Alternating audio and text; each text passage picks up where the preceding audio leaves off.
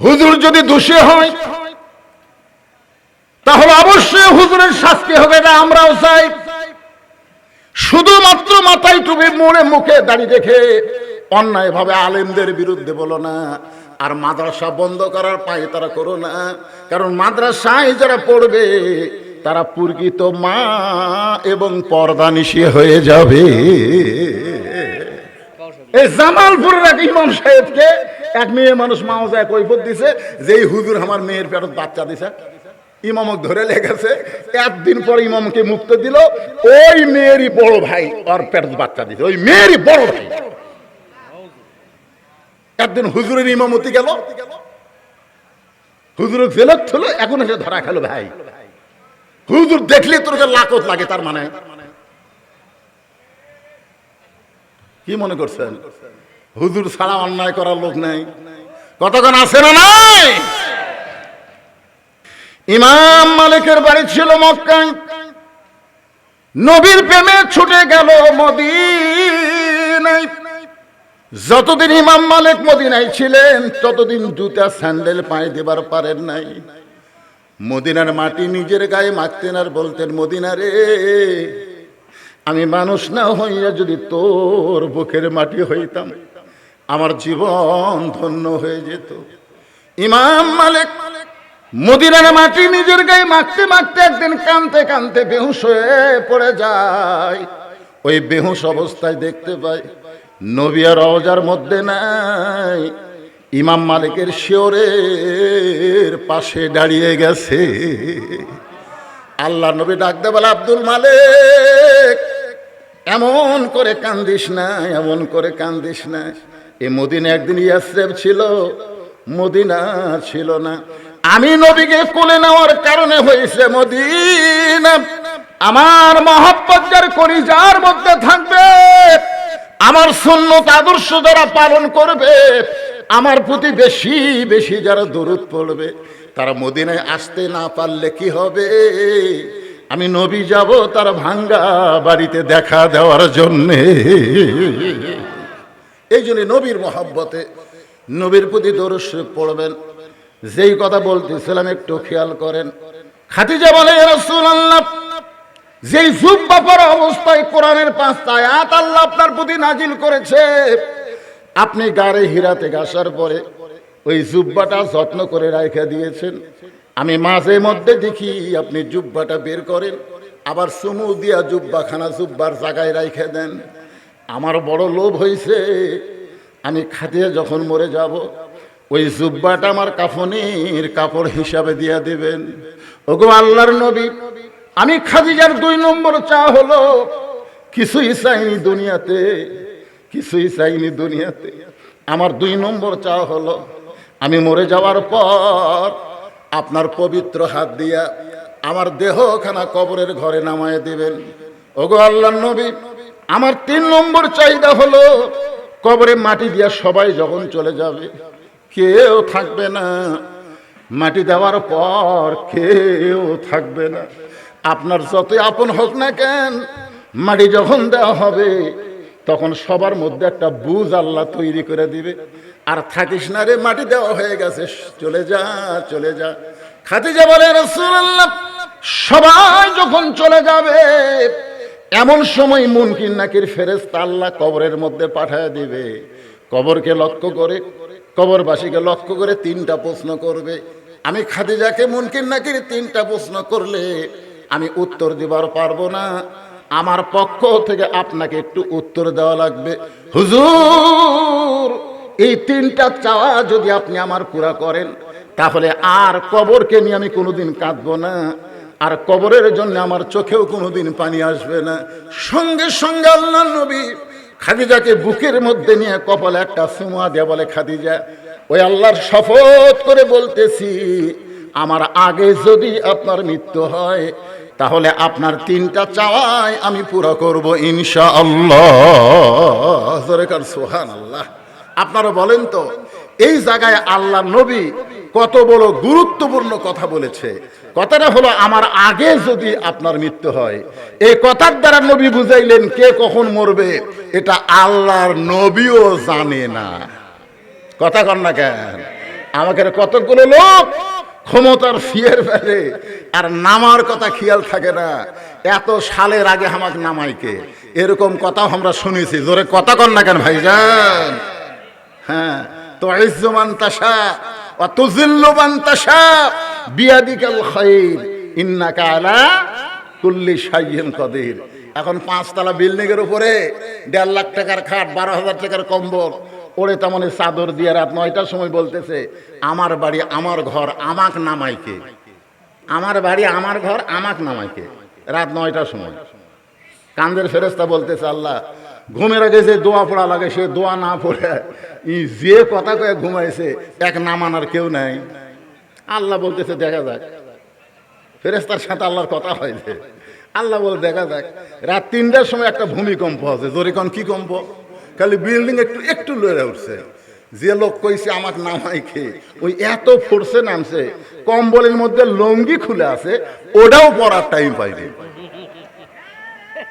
ফেরেশতারা বলতেছে আল্লাহ নামাইলা নামাইলা, তাই বলে ন্যাংটা করে নামালা। আমাদের বাংলাদেশে 41 সালের আগে নামাইকে 24 সালে আল্লাহ তারে ন্যাংটা করে নামায় দিছে। জোরে কথা কন না কেন ভাইজান? অহংকার করেন না, এখান থেকে বাড়ি যাওয়ারই কোনো গ্যারান্টি নেই। সে বুকও হাত দেখে আমাক চিনিস কি? আল্লাহ রাসূল বলতেছেন খাদিজা আমার আগে যদি আপনার মৃত্যু হয়, এই কথার দ্বারা নবী বুঝাইলেন কে কখন মরবে এটা আল্লাহর নবীও জানে না। মা খাদিজা দুনিয়া থেকে বিদায় নিলেন। দুনিয়া থেকে বিদায় নেওয়ার পরে আল্লাহ নবী তাকায় দেখে খাদিজার পেট থেকে নবীর মাধ্যমে আল্লাহ 4টা মেয়ে দান করেছেন। খাদিজার পেট থেকে নবীর মাধ্যমে আল্লাহ কয়টা মেয়ে দিছে? এই নবীর উম্মতের এই 4টা মেয়ের নাম জানেন? বড় মেয়ের নাম হলো জয়নাব। নবীর উম্মত হিসাবে নবীর মেয়ের নাম জানা আমাদের দরকার আছে না নাই? দরকার আছে না নাই? আপনি ভারতের কোনটা মুখ্যমন্ত্রী তালাপতি না কি পতি একটা হচ্ছে? আমি কই তালাপতি মানুষের নাম আপনি চিনবেন না, আমরা চিনি। আগে বলে সিনেমার নায়ক ছিল, এখন মুখ্যমন্ত্রী হচ্ছে। ওলার নাম ঠিকই জানেন। যে নবীর 4টা মেয়ের নাম নবীর উম্মত হিসাবে না জানলে নবীর সুপারিশ কেমনে পাবেন? 4টা নাম খেয়াল করুন। বড় মেয়ের নাম হলো জয়নাব। বড় মেয়ের নাম কি? মেজো মেয়ের নাম হলো রোকেয়া। মেজো মেয়ের নাম হলো রোকেয়া। সেজো মেয়ের নাম হলো কুলসুমা। আর ছোট মেয়ের নাম হলো ফাতেমা। তাহলে কয়টা মেয়ের নাম করলাম? নবী তাকায় দেখে 4টা মেয়ে কাঁদতেছে। 3টা মেয়ের কান্নার শব্দ শোনা যায়, কিন্তু একটা মেয়ে কাঁদতেছে, কান্নার কোনো শব্দ নেই, শুধু চোখ দিয়ে দর দর করে পানি পড়তেছে, গালটা ভিজে ভিজে থুতুনি দিয়ে বয়ে বয়ে পড়তেছে, কাঁদতেছে কিন্তু কান্নার শব্দ নেই। আর 3টা মেয়ে কাঁদতেছে, কান্নার মধ্যে শব্দ শোনা যায়। যে মেয়েটা কাঁদতেছে কান্নার কোনো শব্দ নাই, ওই মেয়েটার নাম হলো ফাতেমা। নবী ফাতেমাকে ইশারা করলেন। ফাতেমা যখন আল্লাহর নবীর কাছে গেলেন, রাসূল বলেন ফাতেমা তোমার মা দুনিয়া থেকে বিদায় নিয়েছে। যখন কেউ দুনিয়া থেকে বিদায় নেয় তাকে উপরে বেশি সময় রাখা জায়েজ নাই। আল্লাহ রাসূল বলেছেন 3টা কাজ তোমরা দেরি করো না। একটা কাজ হলো মানুষ মারা গেলে তাকে দাফন করতে তোমরা দেরি করবে না। 2 নম্বর কাজ হলো ছেলে মেয়ে যখন বিয়ের বয়স হয়ে যাবে তখন বিয়ে দিতে তোমরা দেরি করো না। ওই কামায়ে ধান্দা করো না, আমার ছেলে মেয়ে কি করে খাবি, এ ধান্দা তোমার করা লাগবে না। এ ধান্দা কার? আরো জোরে বলেন। আমামিন দাব্বাতিন ফিল আরদি ইল্লা আলাল্লাহি রিজকুহা। পৃথিবীতে এমন কোনো বিচরণশীল প্রাণী নাই যার রিজেকের ব্যবস্থা আল্লাহ করেনি।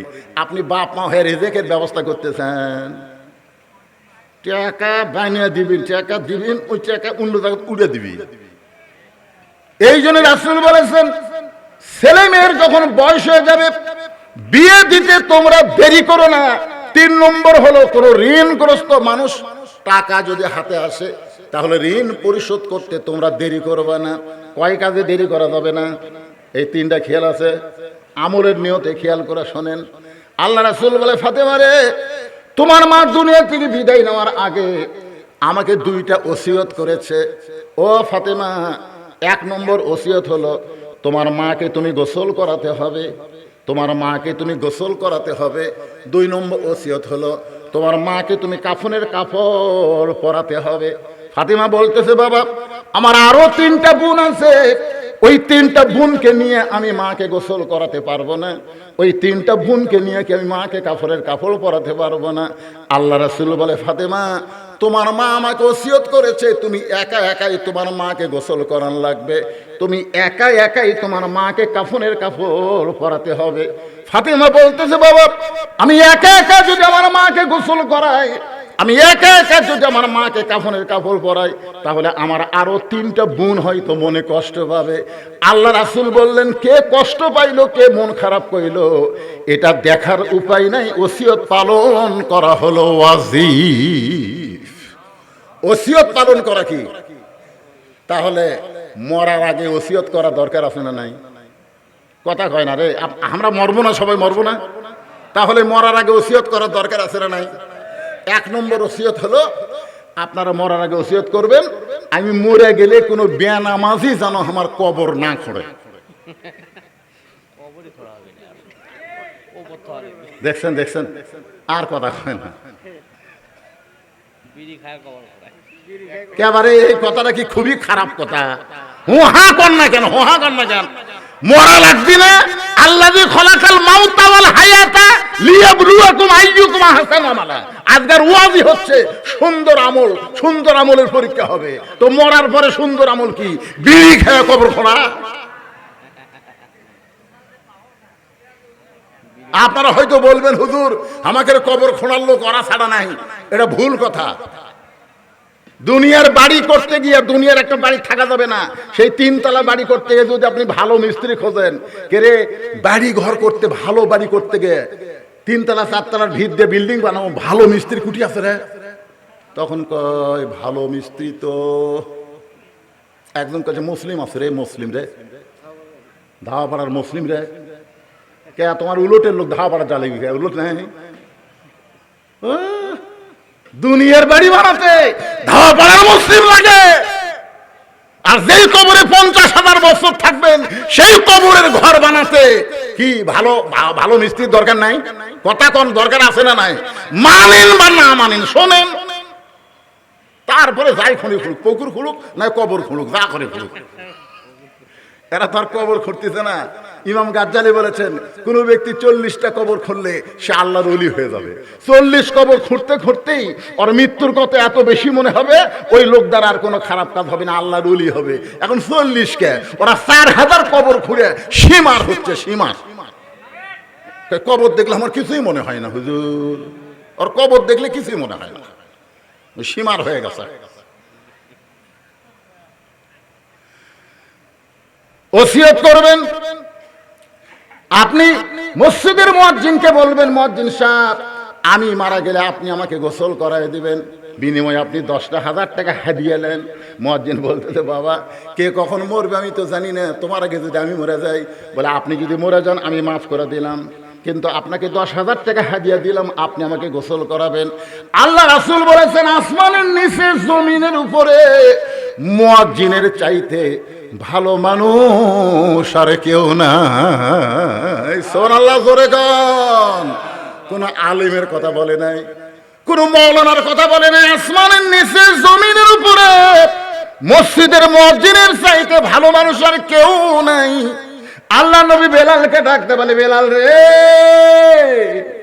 আয় আয় আমার কাছে আয়। বেলাল যখন নবীর কাছে গেল, নবী বলে, বেলাল তুমি না আমার চাইতে খাটো। বেলাল বলে, রাসূলুল্লাহ আপনি হলেন ইমাম, আমি হলাম মুয়াজ্জিন, আমি একটু খাটো হইলে অসুবিধা কি? রাসূল বলে, বেলাল রে হাসরের ময়দানে আল্লাহ তাআলা ইমামের চাইতে মুয়াজ্জিনের মাথা উঁচু করে দিবে। শুধু মুয়াজ্জিনের মাথা উঁচু করবে না, আল্লাহ নিজের হাতে মসজিদের মুয়াজ্জিনের মাথায় একটা টুপি পরায় দিবে, যেই টুপি পূর্ণিমার চাঁদের চাইতেও বেশি আলো দিবে। বাংলাদেশে মুয়াজ্জিনের দাম না থাকতে পারে, কিন্তু ইসলামে মুয়াজ্জিনের দাম আছে না নাই? আপনার 14 গোষ্ঠীর মধ্যে কোনো মাওলানা নাই, আপনি মসজিদের ইমামকে বলবেন, হুজুর 5 ওয়াক্ত নামাজ আপনার পিছনে পড়েছি, হুজুর 5 ওয়াক্ত নামাজ আপনার পিছনে পড়েছি, আমি মরে গেলে আমার জানাজার নামাজটা আপনি একটু পড়ায় দিবেন। এরকম ওসিয়ত করার দরকার আছে না নাই? আল্লাহ রাসূল বলে, ফাতেমা তোমার মা ওসিয়ত করেছে, তোমার মাকে তুমি গোসল করায় দিতে হবে, তোমার মাকে তুমি কাফনের কাপড় পরাতে হবে। ফাতেমা বললেন, বাবা আমার মা আমার মধ্যে এমন কি দেখলো, আমার মা আমার মধ্যে এমন কি দেখেছে যে আমার আরো 3টা বোনকে বাদ দিয়ে আমার ব্যাপারে মা ওসিয়ত করলো। রাসূল বলে, ফাতেমা শুনবার যখন চাও তাহলে শোনো। আমার মায়েরা যারা পর্দার অন্তরে আছেন একটু মনোযোগ দিয়ে শুনবেন। খাদিজাতুল কুবরা বলতেছি, ইয়া রাসূলুল্লাহ, একদিন গভীর রাত্রে আমি ঘুম থেকে চেতন পায়া ফাতেমার ঘরের জানলার কাছে গিয়ে দাঁড়িয়ে থাকলাম। আল্লাহ রাসূল বলে, খাদিজা ফাতেমার ঘরের জানলার কাছে দাঁড়িয়ে কেন থাকলেন? বলে, হুজুর আপনি তো জানেন না, জয়নাব যখন আমার পেটের মধ্যে ছিল, আমার বড় মেয়ে যখন আমার পেটের মধ্যে ছিল, আমার পেট উঁচু হয়েছিল, আমার পেটে ওজন হয়েছিল। জয়নাব যখন দুনিয়াতে ভূমিষ্ঠ হইল, আমি প্রসব ব্যথা বুঝতে পারলাম। আল্লাহর নবী আমার দ্বিতীয় মেয়ে রোকেয়া যখন আমার পেটের মধ্যে ছিল, আমার পেটটা উঁচু হয়েছিল, আমার পেটের ওজন হয়েছিল। রোকেয়া যখন ভূমিষ্ঠ হইল, আমি তখন প্রসব ব্যথা বুঝতে পারলাম। আমার তৃতীয় মেয়ে কুলসুমা যখন পেটের মধ্যে ছিল, আমার পেটটা উঁচু হয়েছিল, পেটের ওজন হয়েছিল। এই রোকেয়া যখন ভূমিষ্ঠ হইল, আমি তখন প্রসব ব্যথা কুলসুমা যখন ভূমিষ্ঠ হইল, আমি তখন প্রসব ব্যথা বুঝতে পারলাম। ওই আল্লাহর শপথ করে বলতেছি, আমার ছোট মেয়ে ফাতেমা যখন আমার পেটের মধ্যে আসলো, আমার পেটটা উঁচু হয়েছিল, আমার পেটটা মধ্যে কোনো ওজন ছিল না, আমার পেটটা উঁচু হয়েছিল, কিন্তু ফাতেমা আমার পেটে কোনো ওজন হয় নাই। ফাতেমা যখন ভূমিষ্ঠ হলো, আমি কোনো প্রসব ব্যথা বুঝতে পারি নাই। ধাত্রী ছাড়া আমার মেয়ে ফাতেমা যখন দুনিয়াতে আসলো, আমি খাদিজা নজর করে দেখি ফাতেমা তার কষি 2টা হাত দিয়া তার ইজ্জত এভাবে ঢেকে দুনিয়াতে জন্ম নিয়েছে। আমি মা খাদিজাও কোনোদিন ফাতেমার ইজ্জতটাও নিজের চোখে দেখতে পারি নাই। রাসূল বলে, ফাতেমা এই কারণেই তোমার মা তোমাকে ওসিয়ত করেছে, যাও তোমার মাকে গোসল করায় দাও। এবার ফাতেমা একা একা মা খাদিজাতুল কুবরাকে গোসল করালেন। একা একা গোসল করানোর পরে আল্লাহর নবীর কাছে এসে বললেন, বাবা গোসলটা যখন শেষ হয়ে গেল, তাহলে এখন আমার মাকে কাফনের কাপড় পরাতে হবে। যেই কাফনের কাপড়ের কথা বলেছে, এমন সময় আল্লাহর নবী ওই তাকের মধ্যে, তাকের মধ্যে ওই জুব্বাখানা রেখেছিলেন, ওই জুব্বাটা এনে ফাতেমার হাতে বললেন, মা এই জুব্বাটা তোমার মাকে কাফনের কাপড় হিসাবে পরাইয়া দাও। ফাতেমা চোখের পানি বের করে বলে, বাবা আমি সব সময় মায়ের কাছে থাকতাম, আর মায়ের কাছে থাকার কারণে মায়ের জীবনের অনেক অজানা গল্প আমি মায়ের মুখে শুনেছি। মায়ের জীবনে অনেক অজানা গল্প ছিল, সেই গল্প আমি মায়ের মুখে শুনেছি। আমার মা আমাকে একদিন হাসতে হাসতে বলেছে, ফাতেমা তুমি কি বলতে পারো তোমার বাবার সঙ্গে যখন আমার বিয়ে হয়েছিল, বিয়ের ঘটনা কি? আমি ফাতেমা চমকে গিয়ে বললাম, মা যখন বাবার সঙ্গে আপনার বিয়ে হয়েছিল আমি তখন কত বড় ছিলাম? খাদিজা বলে, ফাতেমা তোমার তো তখন জন্মই হয় নাই। এখন ফাতেমার আগ্রহ বেড়ে গেল, কেন মা বলতেছে তোমার বাবার সঙ্গে আমার বিয়ের ঘটনা জানো? অবশ্যই এর মধ্যে একটা ঘটনা আছে না নাই? খাদিজা বললেন, ফাতেমারে তোমার বাবা তখন আমার বাড়িতে রাখালি করত, ওই রাখালি করা অবস্থায় তোমার বাবার মধ্যে এমন কিছু আমি দেখেছিলাম, যেটা দেখার কারণে 40 বছরের একজন বিধবা নারী, মক্কার সব চাইতে ধনী ছিলাম। আর তোমার বাবা রাখালকে আমার স্বামী হিসাবে গ্রহণ করে নিলাম। ও বাবা, আমি মায়ের মুখে গল্প শুনেছি, আপনি যখন মায়ের বাড়িতে রাখালি করতেন তখন আমার মা মক্কার সবচাইতে ধনবতী রমণী ছিল, আর সবচাইতে ধনবতী রমণী হইয়া আপনার মতন গরিব একজনকে স্বামী হিসেবে গ্রহণ করলো। আর আমার সেই মা এখন মারা গেল, মক্কার দোকানে কি নতুন কোনো কাপড় নাই, নতুন কোনো কাপড় না দিয়া এই পুরাতন জুব্বাখানা দিচ্ছেন। বাবা মরে যাওয়ার সঙ্গে সঙ্গে কি মায়ের দয়া আপনার অন্তর থেকে মুছে গেল? সঙ্গে সঙ্গে নবী ছোট বাচ্চার মতন কান্দে আর বলে, ফাতেমারে এই জুব্বা আমি তোমার মাকে দিচ্ছি না, এই জুব্বা তোমার মা আমার কাছে চেয়েছে। ফাতেমা বললেন, বাবা এই পুরাতন জুব্বার মধ্যে এমন কি আছে যেইটার কারণে আমার মা আপনার কাছে চাইছে? আল্লাহ রাসূল বলে, ফাতেমা এই জুব্বা সাধারণ কোনো জুব্বা নয়, এই জুব্বার সঙ্গে আল্লাহর কোরআনের সম্পর্ক রয়েছে। লিল্লাহে তাকবীর। আল্লাহর কোরআনের সম্পর্ক যার সঙ্গে থাকে, আপনার বলেন তো তার দাম কম না বেশি? আরো জোরে কম। আপনারা কার সাথে সম্পর্ক করবেন? আল্লাহর সাথে সম্পর্ক করবার গেলে আগে এটার সাথে করা লাগবে। কি মনে করতেছেন? না এই কোরআনের সাথে সম্পর্ক না করে আপনি আল্লাহর সাথে করবেন? কি মনে হয় আপনাকে? একই গাছের কাঠ দিয়ে তিনটা জিনিস বানাচ্ছে, একটা গাছের কাঠ দিয়ে তিনটা জিনিস বানাচ্ছে, একটা হলো খাট, একটা সোফা, আর একটা হলো রেহাল। আপনারা বলেন তো এই তিনটার মধ্যে দাম বেশি কার? কে? হ্যাঁ দেখছেন, রেহালের উপরে কোরআন শরীফ রাখে। হঠাৎ একদিন কোরআন শরীফ লিবার দেওয়া অসতর্ক মুহূর্তে রেহালটা পায়ের কাছে পড়ছে, রেহাল তুলে 3 বার চুমা খাচ্ছে, 3 বার। রেহাল বলতে কে রে খাট, এ সোফা, আমরা তো 3 জন একই গাছের মধ্যে ছিলাম রে, তো আমি পায়ের কাছে পড়লি আমার 3 বার চুমা খায়, তোর কে খবর কি? তখন খাট আর সোফা বলতেছে, ভাই চুমা খাবি, আমাকে লাটানোর জন্য বানাচ্ছে রে। খাট আর সোফা কান দেওয়ার কে ভাই তোর এত দাম কি জন্যে? রেহাল বলতেছে, আমার দাম হলো আমার সাথে কোরআনের সম্পর্ক, আর তোরা কম দামি হওয়ার কারণ হলো তোদের সাথে মানুষের সম্পর্ক।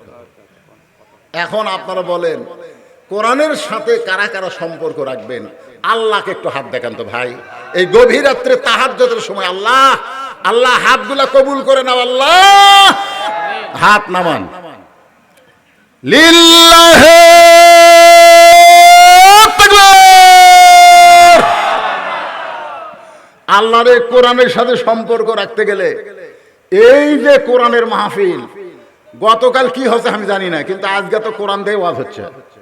তাই কোরআনের মাহফিল এখানে কি কোনো কালেকশন করা লাগবে নাকি? কোনো আদায় আছে? তো সেটা কি টিয়ার টুর কিছু দেন না?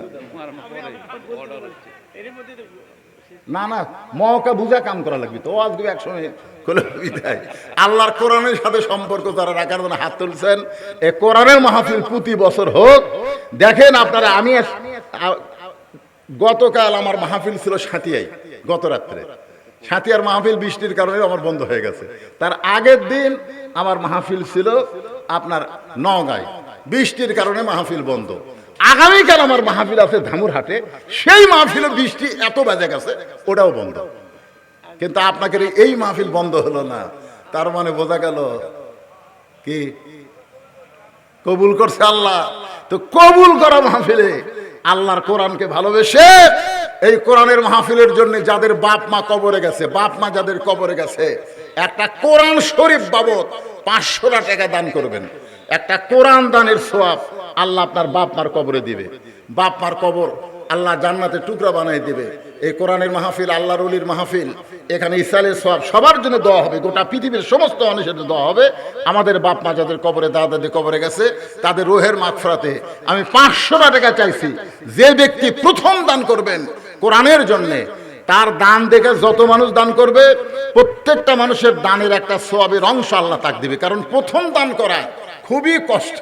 মিন শারিল ওয়াসওয়াসিল খান্নাস, শয়তান খালি ভিতরে খসখস করে, দেশ না দেশ না দেশ না, এই দেশ না করতে করতে লাভ দেওয়াটা মানে কি? এই দেশ না করতে করতে যাই লাভ দিয়ে উঠবে, বুঝবেন শয়তানক পরাজিত করতে পারে নাই।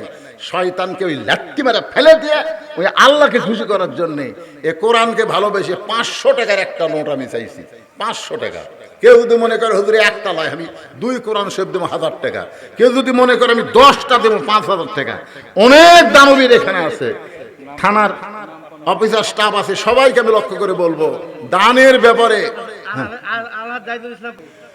ফাতেমার সামনে জুব্বা নিয়ে হাঁটতেছে আর আল্লাহ নবীর পিছনে পিছনে। এখন আপনারা বলতে পারেন নবীর সামনে কেউ হাঁটতে পারবে না, কিন্তু ফাতেমা কেন সামনে হাঁটে?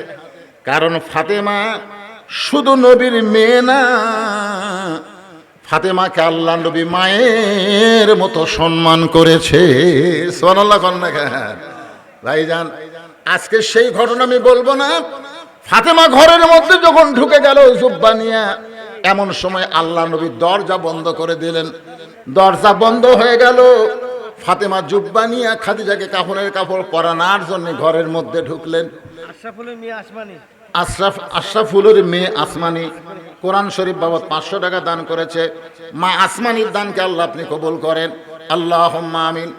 কিছুক্ষণ পরে ফাতেমা জুব্বা কাপড়ের কাপড় পরায়া যখন দরজা খুলছে, এমন সময় নবী তাকায় দেখে ফাতেমা মুস্কি মুস্কি হাসতেছে। আপনারা বলেন তো, মাকে কাফনের কাপড় পরানোর পরে যদি মেয়ে দরজা খুলে মুস্কি মুস্কি হাসে, নবী চমকে গিয়ে বলে, ফাতেমা কানতে কানতে তুমি জুব্বা নিয়ে মাকে কাফনের কাপড় পরাতে ঢুকলা, আর হাসতে হাসতে কেন দরজা খুললা? ফাতেমা বলতেছে, বাবা কানতে কানতে কেন ঢুকলাম এটাও আপনি জানেন, হাসতে হাসতে কেন দরজা খুললাম এটাও আপনি জানেন। রাসূল বলে, ফাতেমা কানতে কানতে তুমি ঢুকলা এটা আমি জানি, কিন্তু হাসতে হাসতে দরজা খুললে এটা আমি জানি না। এ কথার দ্বারা বোঝা গেল আল্লাহর নবী না জানাইলে জানে। কথা কয় না কেন? আল্লাহর নবী গায়েব জানে? এক বাক্যে আকীদার প্রশ্ন, ঈমানের প্রশ্ন, নবী গায়েব জানে? গায়েব জানে? জানে না।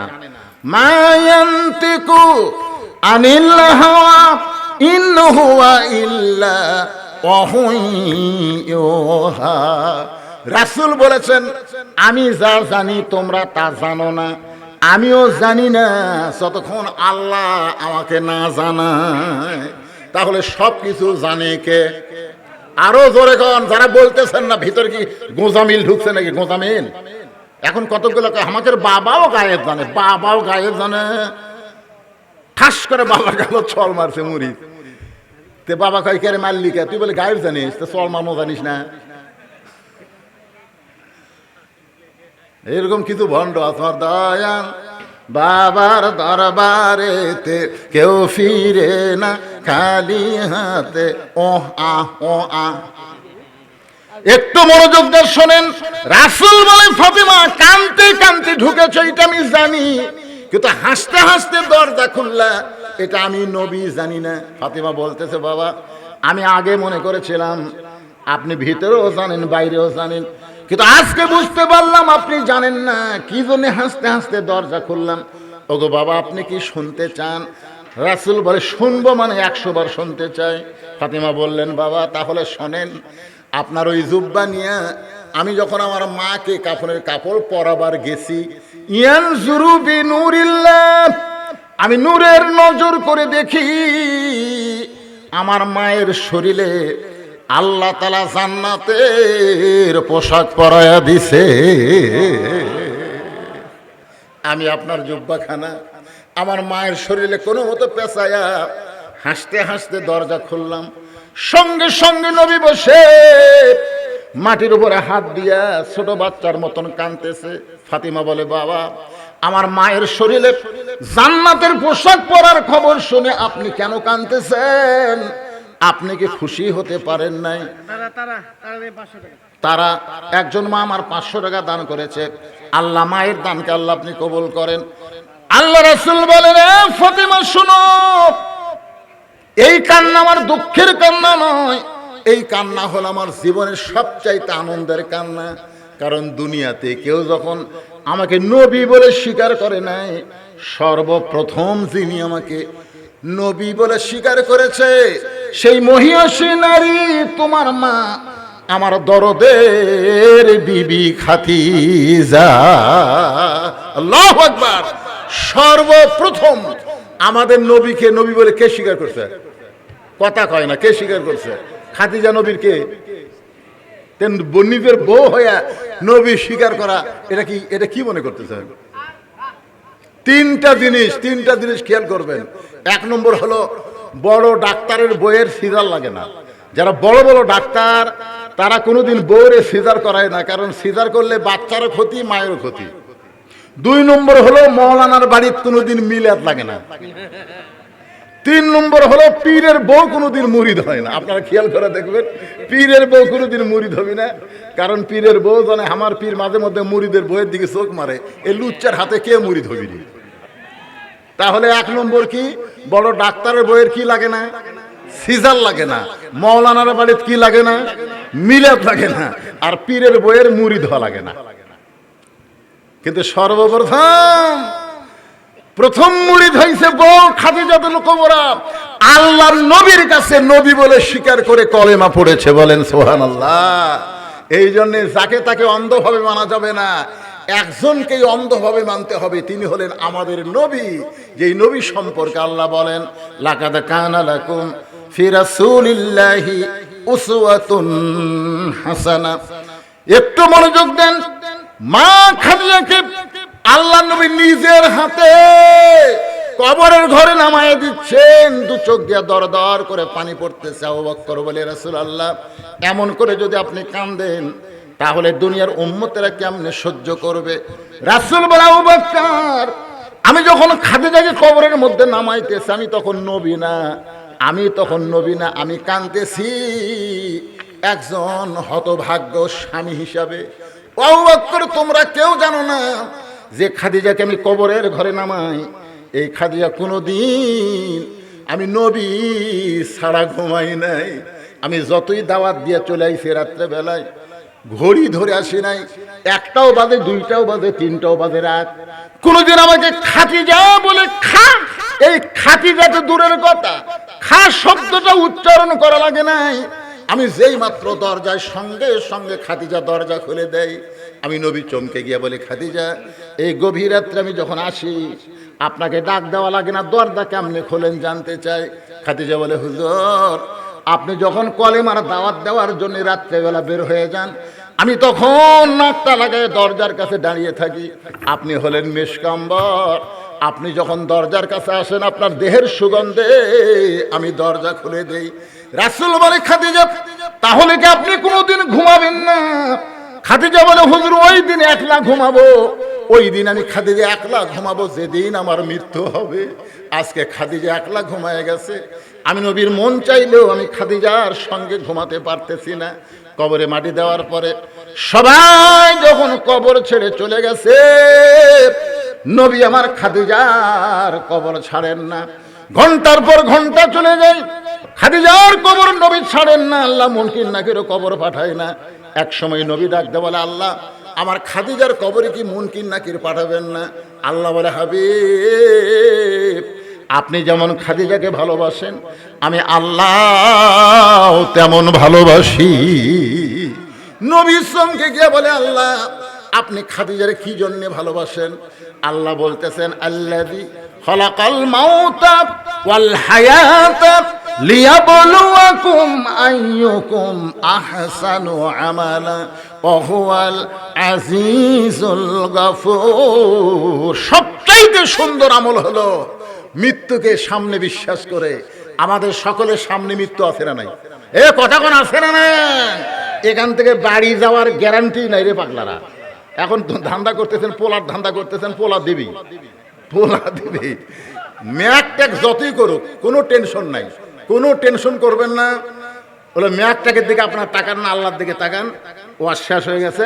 যে কথাটা আমি বলতেছি, আল্লাহ বলতেছে, হাবিব, দুনিয়াতে যে কবরের কথা স্মরণ করে চোখের পানি দিয়ে বালিশ ভিজে দেয়, তার জন্য কবরে মুনকির নাকির লাগে না, আমি আল্লাহ তার পক্ষে উত্তর দিয়ে দেই। জোরে কান সুবহানাল্লাহ।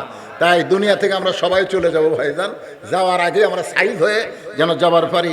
আল্লাহ যেন সে তৌফিক দান করে। সকলে বলে আল্লাহুম্মা আমিন। আস্তাগফিরুল্লাহ পড়েন, আস্তাগফিরুল্লাহ রব্বি মিন কুল্লি জামবি ওয়া তুবু ইলাই, লা হাওলা ওয়ালা কুওয়াতা ইল্লা বিল্লাহিল আলিয়্যিল আযীম। আল্লাহুম্মা আমিন। আল্লাহুম্মা আনতাস সালাম